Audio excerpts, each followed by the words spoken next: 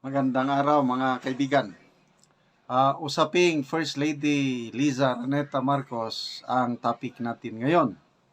Ang palasyo masipag na naglalabas ng mga katibayan na nandito na talaga si First Lady Liza Araneta Marcos.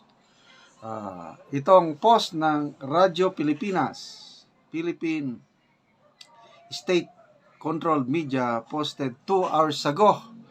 Mayroong activity ang unang ginang March 15. So, basahin ko.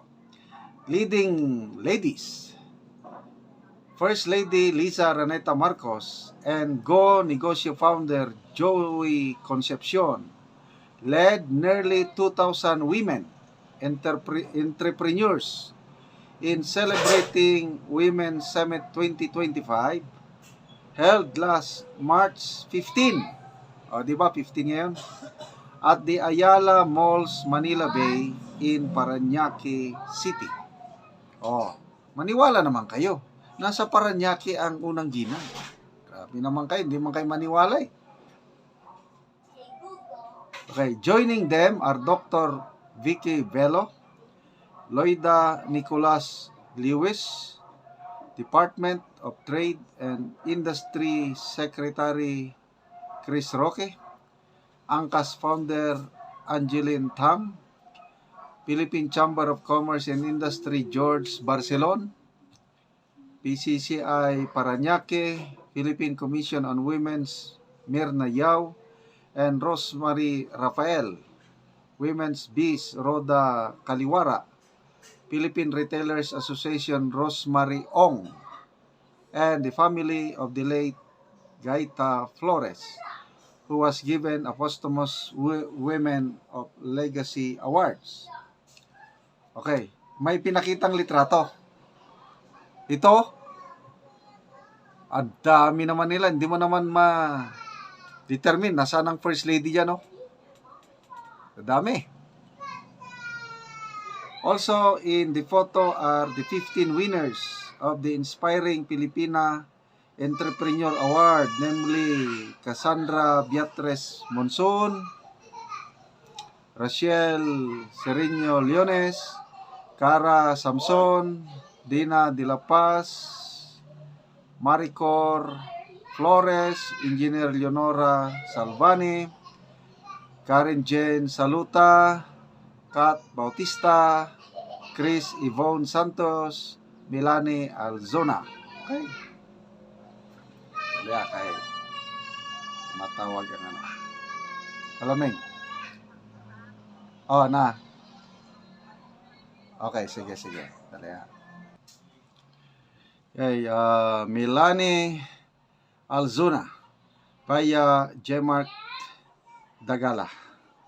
So, ito ang bagong activity ng unang ginang. Nasa Parañaque City. So, maniwala na ba kayo?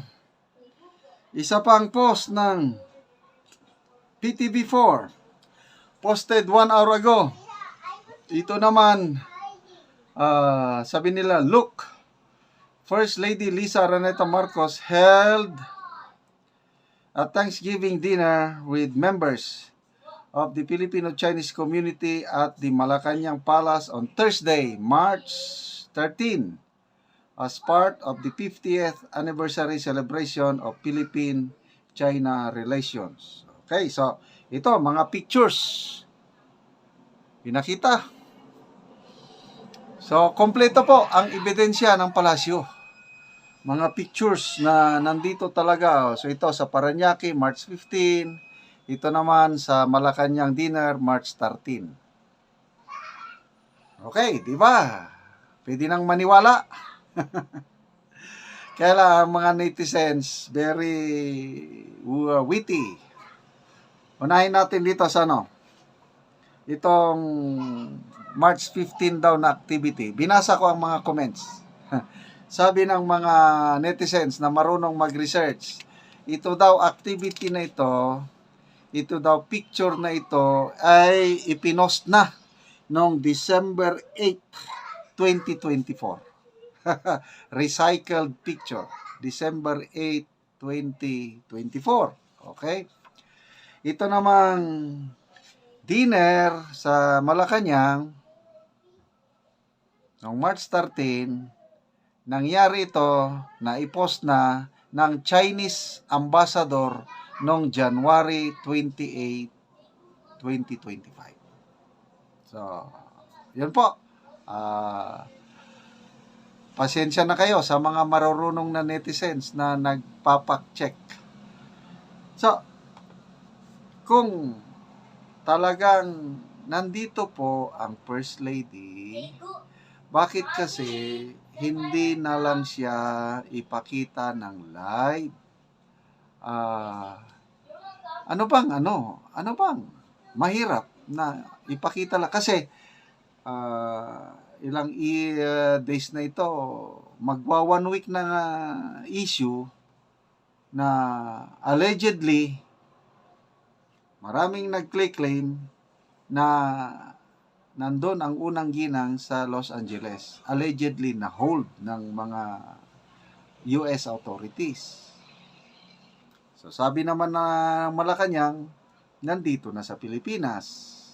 March 11 na dumating. Sabi ng Yusek Claire Castro, nakausap niya na mismo, nagmeeting na sila mismo, at nandito talaga. At sabi ng Yusek Castro, demolition job lang daw itong mga nagsasabi na wala pa sa Pilipinas ang unang ginang. Ang panawagan naman ng taong bayan, magpakita po ang unang ginang through a live press conference o live activity o video na makita talaga yung anong tawag doon, yung real time video na example, opening ceremony or donation o paano na yung iba pa nga is magpakita ng kung picture man, kasi ito mga pictures kung picture, nakalagay doon yung date and time. Kasi hindi mo na ngayon maano ang mga camera Pag shot mong ganun, nakalagay yung date and time. So ito, sinasabi, binasa ko ang mga comments, kinalkal lang daw sa baol. So please lang po, for the sake of transparency, magpakita na po ang unang ginang through a live press conference at matatapos na ang issue. Okay, maraming salamat sa inyong pagsubaybay mga kaibigan sa channel na ito. Nakakatulong kayo ng malaki sa tribong Talaandig sa Bukidnon dahil ang income natin dito ay tinutulong natin sa tribo. Namimigay tayo ng yero at pako para ma-repair ang sira-sirang bahay ng Talaandig. Panoorin nyo ang video na ito. Mauna ni ang yero nga istak sa among balay nga ihatag namo. Duha ni ka pamilya tag na pulo. So mauna ni sila ang nagkuha sa among balay og yero. Diyan na sa. Wala ini nga diyan. Karon mauna po ni ang ikaduha. Kay duha man karon ka tao ang magkuha og yero.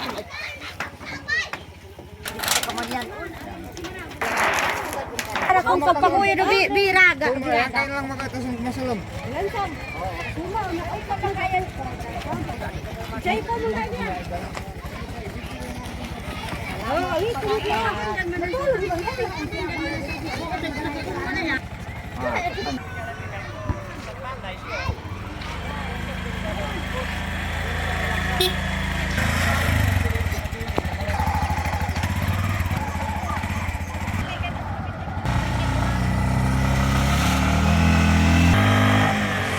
Karon mauna ni ang mahatag nga yero. So abot na gid sa ilang balay.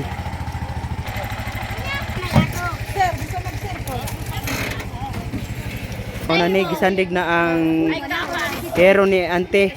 Ug karon mauna ni ang balay ni ante nga kadtong natagaan na mo og yero.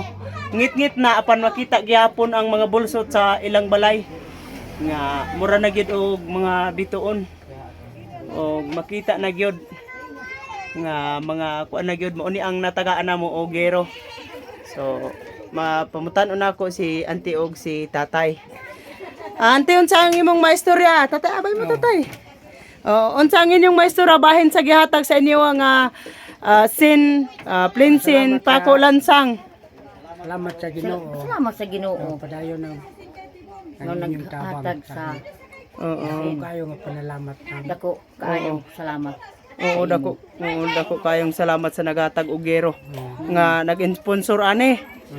Nga natabangan mo nga ang inyong balay tulo na gyud. Dako gyud nga panalamat namo. Oo. Tabangan kami. Oo, natabangan mo labi na nga di gyud mo maka palit og gero kung wala mo natabangan kay wala man gyud may pagpaningkamot kay mga tigulang na mo. Wala na. Oo, so salamat sad. Salamat. Sige, salamat ante, tatay, salamat.